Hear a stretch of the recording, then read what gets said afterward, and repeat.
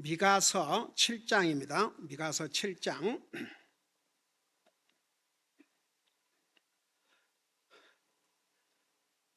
우리 4절 한 절, 지난주에 3절까지 했나요? 4절 한 절을 같이 읽겠습니다. 시작. 그들 중에 가장 선한 자라도 찔레같고 가장 곧바른 자라도 가시 울타리보다 날카롭도다. 내 파수꾼들의 날, 곧 너를 징벌하는 날이 일어나니 이제는 그들이 당황하리로다. 아멘. 앉으시 바랍니다. 7장은 미가서 마지막 장이요, 결국 이스라엘이 범죄하고 악을 행했음에도 불구하고 하나님의 자비하심으로 이스라엘을 회복할 내용이 중점적인 내용이 옳시다. 자, 그러면서 1절에서부터 6절까지는 이스라엘의 사회적 부패에 대한 미가 선자의 애통하는 내용을 기록하고 있습니다. 얼마나 사회가 부패했으면 미가 선자가 애통을 했어요. 애곡을 했습니다. 슬피 울었다 그 말입니다. 그러면서 그들의 부패 상황을 이제 1절에서부터 자세하게 설명을 했는데 지난주에 아마 3절까지 설명한 것 같아요. 4절을 보면 그들 중에 가장 선한 자라도, 그러니까 그들 중 이스라엘 백성 중에 가장 선한 자. 자, 가장 선한 자라 그러면 그래도 의로운 자, 그냥 그 좋은 사람, 그저 사람 앞에 그냥 잘하는 그런 세칭, 저 사람은 선한 사람이다. 뭐 하나님 믿지 않고 그런 사람도 뭐 사람한테 이렇게 잘하고 그러면 저 사람은 착한 사람이다, 저 사람은 선한 사람이다, 저 사람은 법이 없어도 사는 사람이다, 보통 그렇게 얘기를 해요. 근데 이 세상에는 또 그런 사람도 있어요. 근데 하나님의 눈에 볼 때는 자기에게 생명을 주시고 그렇게 살 수 있는 은혜를 베풀어 주신 주님을 모르는 사람이 가장 악한 사람이에요. 그러니까 하나님의 기준에 볼 때는 가장 악한 자가 누구냐면 하나님 안 믿는 사람. 그러니까 사람의 기준에 볼 때는 사람에게 해를 끼치는 사람. 근데 사람을 죽인 살인자라도 진실로 회개하고 주님을 믿으면 죄를 용서받고 하늘나라 갈 수 있다는 게 성경의 가르침이에요. 근데 여기에서 가장 의로운 자는 그래도 의롭게 살려고 그 노력한 사람 정도. 그러니까 사람한테도 잘하려고 그러고, 그러니까 이 사람이 그래도 바로 살려고 한다고 해서 꼭 그 사람이 하나님을 믿고 구원받은 사람이나 볼 수 없지만, 근데 사람의 기준에 볼 때 가장 선한 자라도 뭐라고 그랬어요? 찔레는 가시가 있는 나무입니다. 그거 찌르면 아파요. 찔레나무가 그게 얼마나 날카롭습니까? 한번 생각해 봐요. 그걸로 사람 몸을 찌른다고 생각해 봐요. 얼마나 상처가 나고 아프겠습니까? 그러니까 이스라엘의 사회가 이 정도였습니다. 그러니까 사람들이 볼 때 저 사람은 참 선한 자다, 좋은 사람이다, 그런 선한 자도, 가장 선한 자라도 그랬어요. 가장 선한 자. 와, 가장 선한 자라도 찔레갖고 가장 곧바른 자라도, 그러니까 저 사람은 하는 일을 참 제대로 하고 산다, 저 사람은 똑바르다, 올바르다, 이렇게 여기는 사람도 한번 생각해 봐요. 그런 사람도 뭐라 했어요? 가시 울타리보다 날카롭다고 했어요. 여러분, 가시 울타리로 해놓으면 그거 타치하면 안 되고 손에 대거나 거기를 넘어가려거나 하다가는 온몸 상처를 받아요. 그러니까 이스라엘 나라가, 이스라엘 백성들의 모습이 이 정도였습니다. 그러니까 가장 선한 자라도 찔레갖고 가장 곧바른 자라도 가시 울타리보다 더 날카롭다 그랬습니다. 그러니까 서로에게 해를 끼치고 악을 행하고, 지난번에 배웠죠? 거짓, 부정한 방법, 도적질하고 아주 그냥 눈 뜨고 그냥 속여 먹는 그런 기가 막힌 사회가 됐습니다. 그러니까 이 악행, 이런 모습을 지금 미가가 일일이 성령님의 감동을 받아 이렇게 고백하면서 애곡을 하는 거예요. 그러면서 이제 이게 뭐라 하십니까? 내 파수꾼들의 날, 곧 너를 징벌하는 날이 오리니. 여기에 그 파수꾼들, 여러분 에스겔서에 의하면 에스겔 선지자를 뭘로 세웠다고 그랬어요? 이스라엘의 파수꾼으로. 파수꾼은 얼마나 중요한 역할인지 몰라요. 여러분, 특별히 전쟁 때 파수꾼이 제대로 망을 보지 않고 제때에 나팔을 불지 않으면 전멸을 당합니다. 여러분, 사실 전쟁 중에서도 군인들 자야 돼요, 안 자야 돼요? 자야 돼요. 먹어야 돼요, 안 먹어야 돼요? 먹어야 돼요. 먹으면 그 다음에 할 일도 해야죠. 어떻게 24시간 전쟁만 합니까? 근데 아군이 됐든 적군이 됐든 그렇게 쉴 시간, 먹을 시간, 잠자는 시간을 있어야 되니까 그 시간 동안에 파수꾼은 눈을 부릅쓰고 망을 봐야 돼요. 혹이 적이 다 잠자는 시간인데 혹시라도 쳐들어오지 않는가, 그러면 속히 나팔을 불어가지고 이 사실을 알려야 되지 않습니까? 그러니까 이 파수꾼의 역할이 얼마나 중요한지 몰라요. 그러면 여기에 파수꾼은 누구로 가르쳤느냐? 가령 에스겔서에 에스겔 하나님의 종을 파수꾼으로 이스라엘 백성들에게 세웠듯이 하나님의 종들, 하나님의 선자들을 파수꾼으로 세우신 거예요. 그러면 이 파수꾼들, 하나님의 선자들이 해야 할 일이 하나님의 심판의 날, 그러니까 세상에 전쟁을 할 때는 적이 쳐들어온 날을 파수하지만 이 경우는 하나님의 심판의 날이 다가오거든요. 하나님께서 이스라엘을 심판하셔요. 적들을 통해서 남쪽 유다, 바벨론을 통해서 북쪽 이스라엘, 아시리아를 통해서, 그러니까 하나님이 전쟁을 일으키셔서 하나님께서 심판하신 거예요. 그러니까 이것을 전해야 돼요. 그래서 여기에 4절 마지막에 뭐라 하십니까? 내 파수꾼들의 날. 그러니까 이건 이제 하나님의 종들이 하나님의 심판을 전달하는 날이죠. 곧 너를 징벌하는 날, 이스라엘 백성들을 벌하는 날. 벌하는 날이 이르르니 이제는 그들이 당황하리로다. 이스라엘 백성들이 그렇게 선자들이 하나님이 심판하신다, 지금이라도 회개하고 돌아오라, 이 악을 끊어라, 그래도 듣질 않았어요. 근데 갑자기 하나님이 징벌하시니까 여기에 당황한다, 그 말은 어쩔 줄 모른다 이거죠. 여러분, 전쟁 쳐들어온다고 이렇게 파수꾼이 알려줬는데 준비를 안 한 사람 자기 책임이에요. 그러니까 막상 쳐들어오니까 아무런 준비, 탈출할 준비도 안 하고 싸울 준비도 안 했으면 얼마나 당황하고 얼마나 기가 막히겠습니까? 결국 죽죠. 그러니까 그런 상황에 빠질 것이다.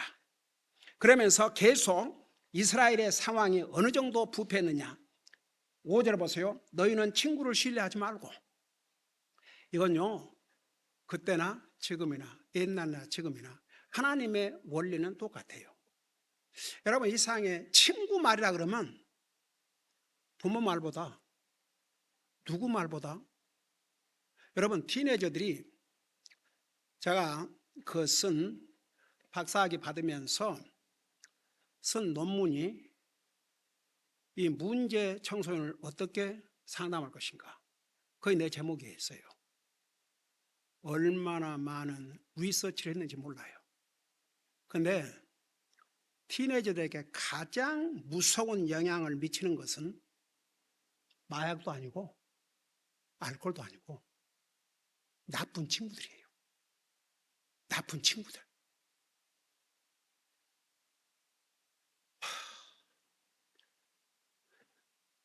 저 이쪽으로 이사한 다음에 교회 시작한 지 얼마 안 돼서 그 ���러턴에서 한국 새 학생들이, 남학생들이 여자 하나 때문에 중국 아이를 죽였는데, 처참해 죽이고 아주 토막을 냈어요. 그 여자 아이를 한국 이 새 아이들 중에 하나가 좋아했는데 그 중국 아이하고 데이트를 하니까 이제 화가 나가지고 중국 아이를 납치해다가 그 이 세 아이들 고등학생이었지만 아직 티네이저였지만 성년으로 처벌받고 무기징역. 그 세 그 남자애들의 부모들이 그래도 잘 살았어요. 있는 돈 다 팔아서 혹시라도 그 벌을 덜 해보려고 결국 집 팔고 모든 거 팔고 다들 알거지들 됐죠. 바로 이 퓨일러턴에서 일어난 일입니다.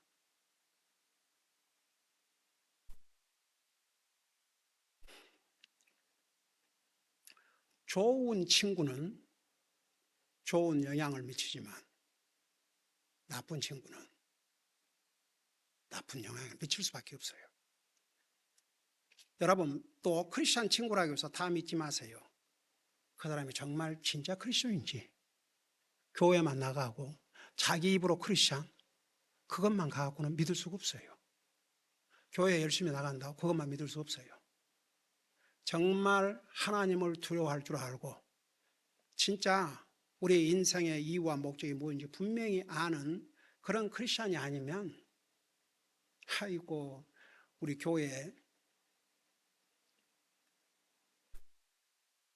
여기서 그렇게 훈련해 놓으니까 대학교 딱 가가지고 대학교 1학기를 마치고 돌아왔는데 애가 이상하니까 그 엄마가, 목사님 아무래도 뭐가 변한 것 같아요. 이상해요.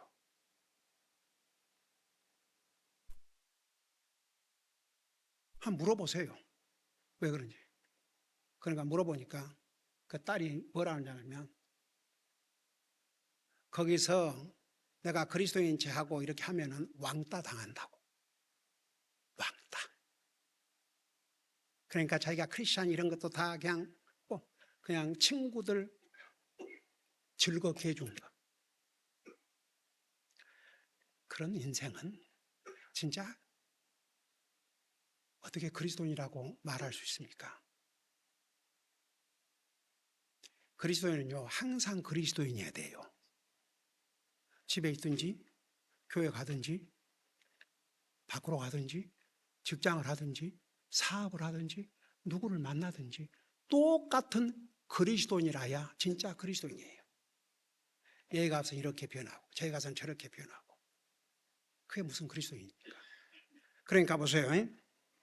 성경에 친구를 신뢰하지 말라 그랬어요. 친구 신뢰하지 말라 그랬어요. 그 다음에 두 번째는 안내자를 심하지 말며. 여러분, 주여, 여러분의 삶에 안내가 필요하면 제대로 안내할 사람에 가서 물어봐야 돼요. 나 옛날에 자기보다 못한 사람에게 자기 인생 문제를 의논하고 있는 거야. 자기보다 못한 사람에 가서 내가 어떻게 하지 이런 거, 내가 어떻게 해야 돼, 이걸 의논하는 거예요. 기가 막혀서. 인간은 어리석어요. 하나님 앞에 간절히 기도하고 하나님의 도움을 구하면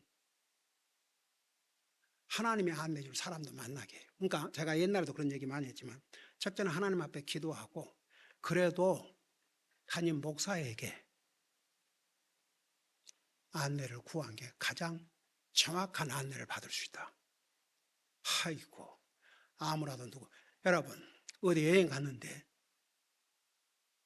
내가 안내해 줄게요. 근데 따라가요? 그 자리가 어떤 자리가 될 줄 알고? 아이고, 지난번에 미국에서 거기는 뭐 진짜 거부들만 가는 그런 휴가터가 있대요. 24살의 젊은 예쁜 아가씨가 거기를 가서 누구를 따라갔는지 모르지만 거기 가서 시체로 발견됐어요. 한 달인가 두 달 전에 팍스 뉴스에 나왔더라고요. 여러분, 사람들은요 그래요. 진짜 우리가 트러스트할 하나님 외에 다른 사람을 믿고 의지하고 따라가고 그 말을 들어요. 여러분, 다윗 완전한 사람 아니에요. 하나님 앞에 악을 행했어요. 그럼에도 불구하고 회개했을 뿐만 아니라 그는 하나님을 제일 먼저 트러스트했어요. 전쟁에 갈 때도 항상 물어봤잖아요. 가릴까 말일까. 여러분, 적어도 예수 믿고 구원받은 하나님 자녀는 그건 구별할 줄 알아야 돼요. 주님을 트러스트해야 돼요. 주님을 믿고 의지해야 돼요. 사람들은 급한 일이 생기면 무슨 사람부터 찾아. 하나님 안 믿는 사람은 당연히 그럴 수밖에 없죠. 하나님 믿는 사람. 그래서 여기 보세요. 안내자를 신임하지 말며 내 품에 눕는 여인에게라도 내 입의 문들을 지킬지어다.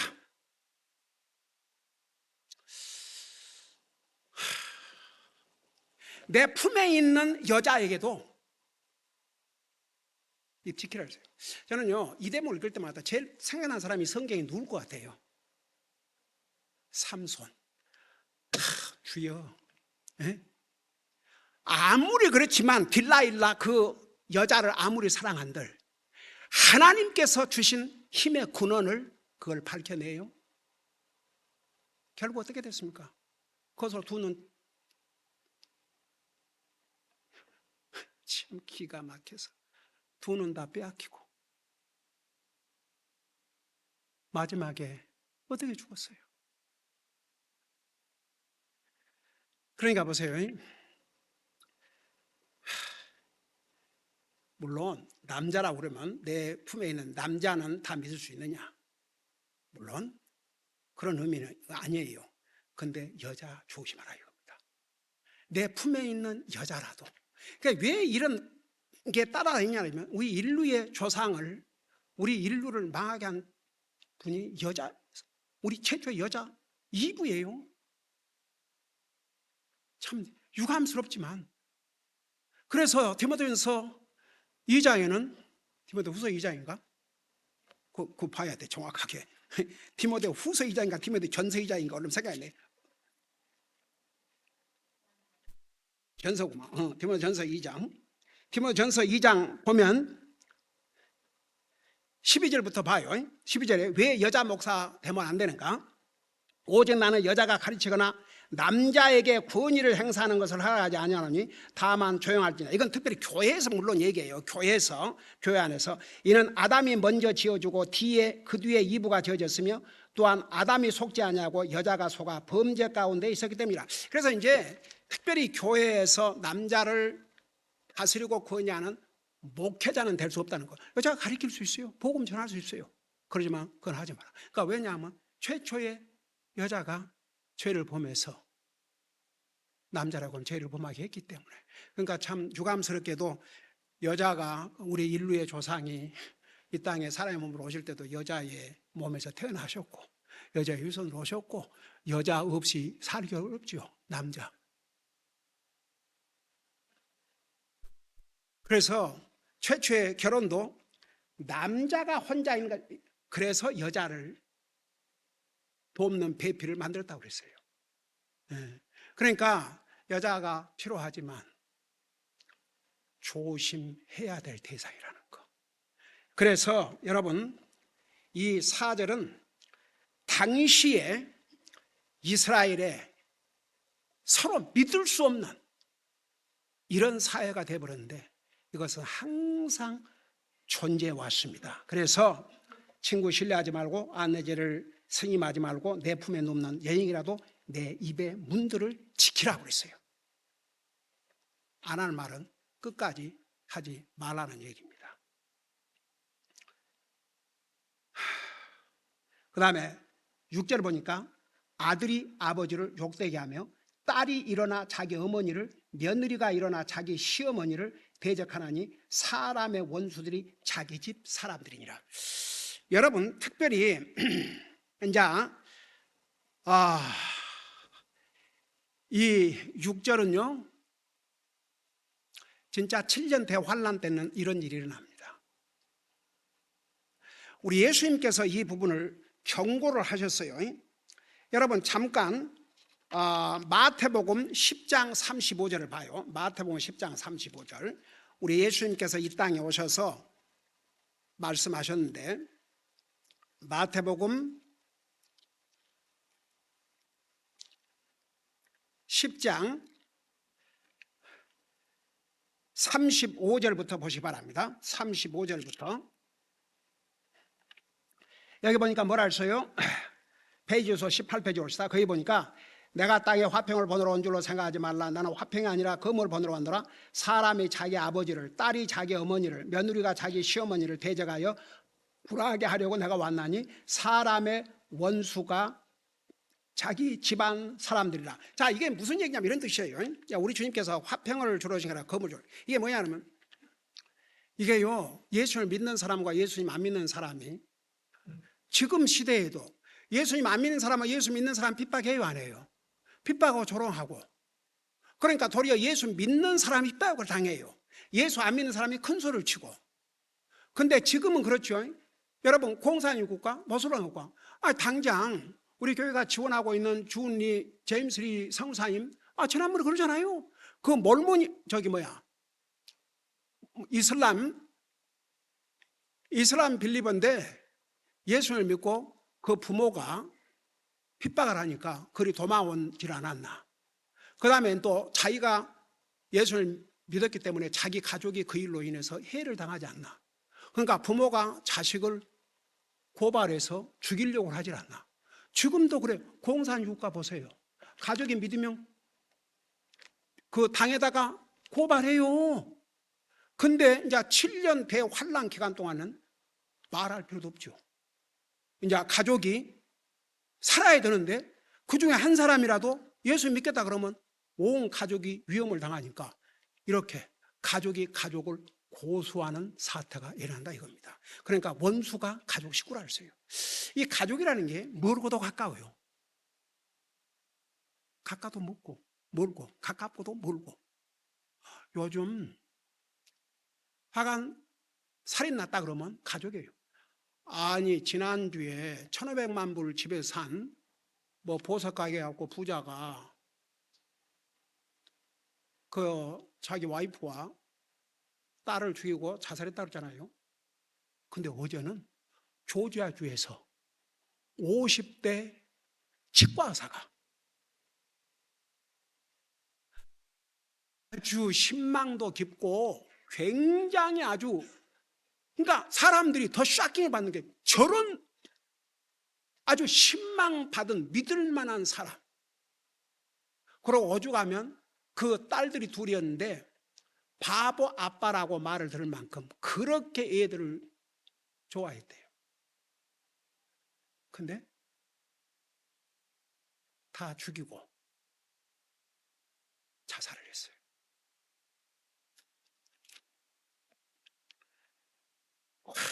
여러분, 우리가 주님을 믿지 않고 주님 트러스트 하지 아니하면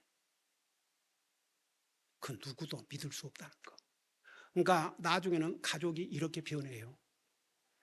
자, 그걸 생각하면서 다시 미가 7장 가십시다. 거기 보니까 아들이 아버지를 욕되게 하며 딸이 일어나 자기 어머니를, 며느리가 일어나 자기 시어머니를 대적하니 사람의 원수들이 자기 집 사람이로다. 참, 그러니까 이스라엘이 얼마나 지금 어떤 상황에 있었는지, 그리고 예수님께서 마태복음에서 이 말씀을 하신 것은 누가복음 24장에서도 말씀하셨고 이제 이런 일이 앞으로 일어납니다. 그러니까 가족 식구가 원수가 되는 거죠. 그러니까 쉽게 말하면 예수 믿는 사람들이 안 믿는 사람들부터 미움당하고 시기당하고 핍박당하고 그래요. 자, 이렇게 해서 지금 이런 사회적인 그야말로 이 정도의 상태가 된, 그 누구도 믿을 수 없는 이런 상태가 된 이 상황을 놓고 미가 선지자는 하나님 앞에 애곡을 한 것입니다. 애통하는 심정으로 성령의 감동으로 이 말씀을 기록한 거예요.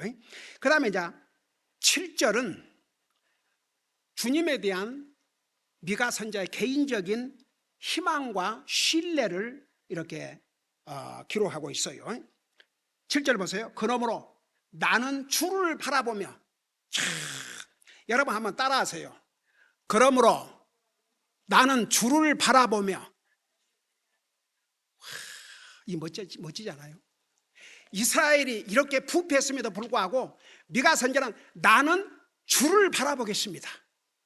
나는 주를 바라보겠습니다.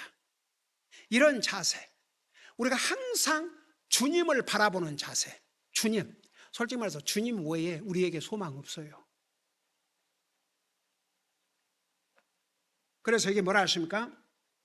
그러므로 나는 주를 바라보며 내 구원의 하나님을 기다리리니, 우리 하나님은 우리의 영혼을 구원하는 하나님이면서 동시에 모든 악으로부터 건져주실 하나님이 우리 하나님이세요. 그러니까 우리가 구원받았다 할지라도 우리는 이 악한 세상에 살고 있어요. 이 악한 세상에서 우리를 구원해 주실 분도 우리 주님이세요. 그러니까 미가는 이런 상황에서 그러므로 나는 주를 바라보면 내 구원의 하나님을 기다린다고 그랬어요. 그러니까 우리가 하나님의 때를 기다린다는 게 얼마나 중요한지 몰라요. 여러분 성경에 wait, wait, wait, wait, wait 그 말씀 얼마나 많이 나오죠. 여러분 성경학자 따라 다윗이 8년을 도망다녔다 그렇게 보는 학자도 있고 10년 이상을 도망다녔다. 근데 8년이 됐든 10년이 됐든 사실 날마다 도망자 그게 1년이라 해도 그 얼마나 기가 막힌 사람입니까? 근데 사실 그걸 단축시킬 기회를 하나님께서 2번 주셨어요, 안 주셨어요? 주셨어요. 사울만 죽여버리면 끝나는 거예요. 근데 사울을 죽일 기회를 2번이나 하나님께 주셨어요. 근데 와, 이 멋지죠, 다윗. 그래서 하나님께서 내 마음에 합한 자라고 하신 거, 그의 허물에도 불구하고 하나님의 기름 부은 자를 내 손으로 2번이나. 결국 하나님께서 가장 멋있는 방법으로 이스라엘 왕이 전쟁에서 죽은 다음에 만일에 다윗이 사울을 죽이고 왕이 됐다 한번 생각해 봐요. 아무리 하나님께서 미리 다윗을 기름 부으셨다 할지라도 자기 주인 사울 왕을 어떻든 자기를 죽이려 했다 할지라도 그 사울 왕을 죽이고 왕이 올랐다. 그게 이제 평생 따라다니죠. 할 말 없는 거죠. 이제 조금만 뭐하면 자기 주인을 죽이고 왕이 된 주제에 이럴 거 아닙니까? 그래서 원수는 우리가 갚는 게 아니에요. 하나님이 갚게 하셔야지. 그러니까 보세요. 나는 주를 보라면 내 구원의 하나님을 기다린다. 이 기다리는 것이 믿음입니다. 왜 많은 사람들이 그냥 하나님 믿으면 됐지, 믿으면 어떤 것이 믿음인가? 여러분, 기다림이라는 건 힘들어요. 기다린다는 건 쉽지 않아요. 근데 동시에 기다림은 인격이에요. 믿음의 인격이고 믿음이에요. 이게 기다린다는 게 보통 사람이 하는 일이 아니에요. 근데 믿음의 사람은 기다릴 수밖에 없어요. 한번 예를 들어 볼까요?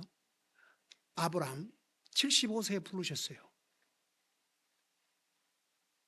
그래갖고 내 몸에서 후손이 하늘의 별과 땅에 오라가 될 것이다. 언제 이루어졌어요? 25년 후에. 하나님께서 약속한 지 25년. 그 짧은 시간이니까. 근데 사실은 누가 그 부인이 사라가 참지 못해갖고 그 자기 종을 준 바람에 지금도 이스라엘의 원수가 누구예요? 이스마엘 후손들이에요. 참 소스에다. 그러니까 하나님의 때를 기다리는 거 보통 귀한 믿음이 아니에요. 그래서 나는 내 구원의 하나님을 기다리며 내 하나님께서 내 말을 들으시로다. 이런 하나님의 자녀의 말을 들으신다고 했어요. 자기만 급해가지고 맨날 주세요 주세요 주세요 하나님의 때는 구하지 않고, 근데 하나님께서 기도를 들으시겠어요? 여러분, 믿음이라는 게 하루아침에 되는 게 아니에요. 우리가 믿음의 조상들을 보면 참 많은 세월을 기다렸어요. 여러분, 이상 몇 살 때 자식을 낳았어요? 야곱, 에서를 60대, 40에 리브가를 데리고 왔어요. 20년 후에 자식을 주셨어요. 여러분, 믿음의 조상들의 그 기다림 믿음을 보면 참 어메이징이에요. 그 다음에 보세요.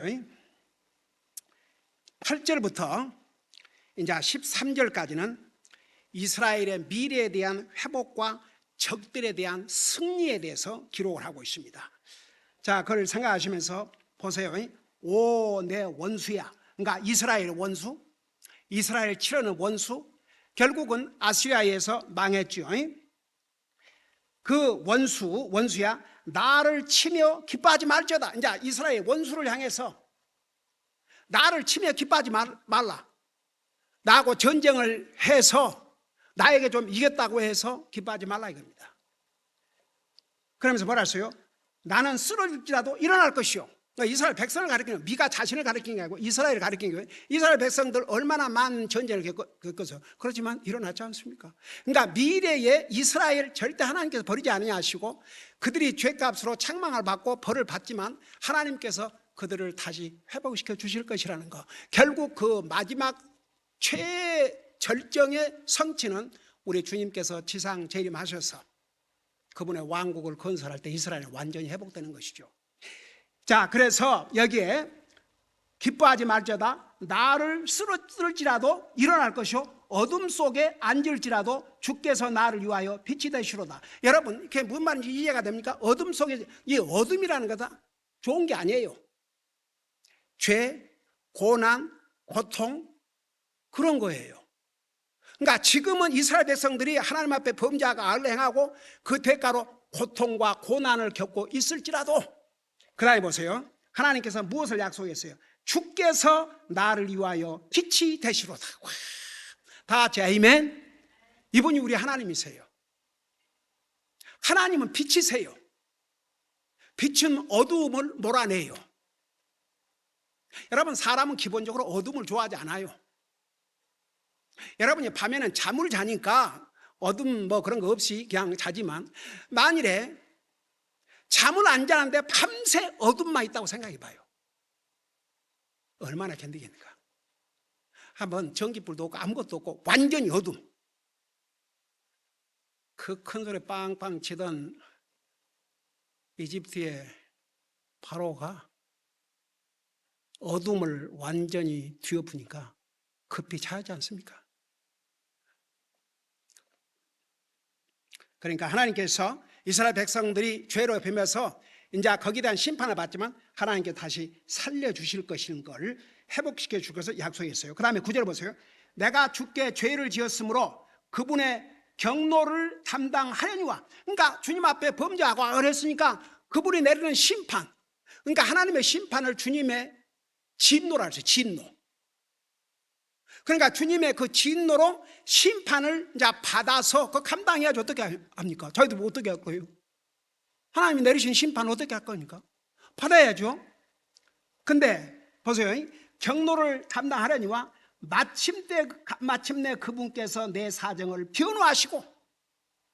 참, 저는요 참 어메이징 게, 그 히스기야는 얼마나 선한 왕이고 하나님을 두려워하는 왕이고 히스기야 왕을 가리켜서 퍼펙트 하트, 완전한 마음을 가진 왕이라는데 그 아들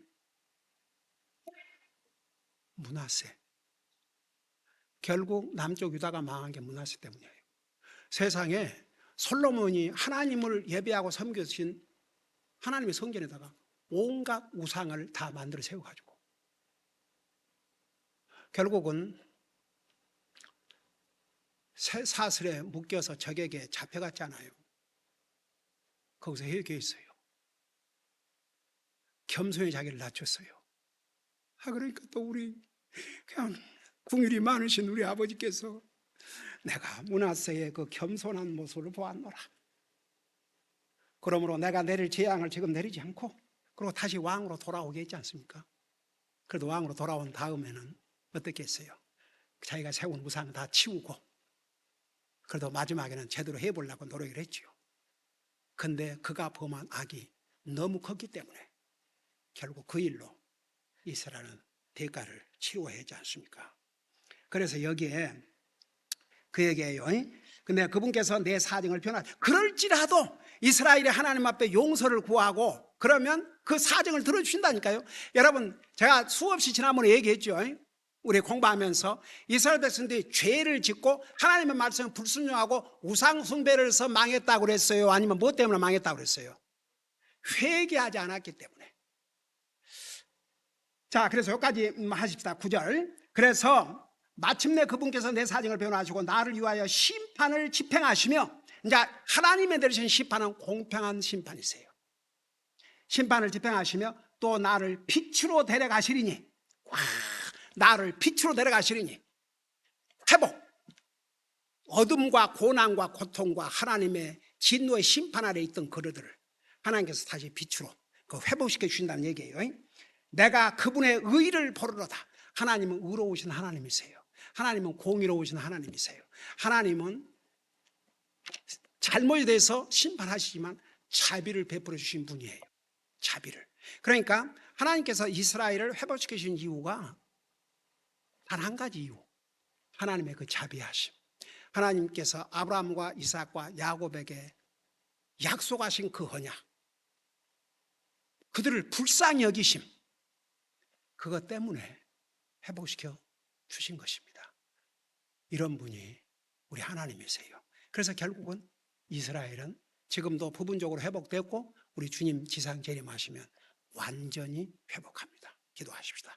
우리 아버지 하나님, 우리 하나님은 자비의 하나님, 은혜의 하나님, 진리의 하나님이시기 때문에 이스라엘 백성들의 잘못을 심판하셨지만 결국은 회복시켜 주셨습니다.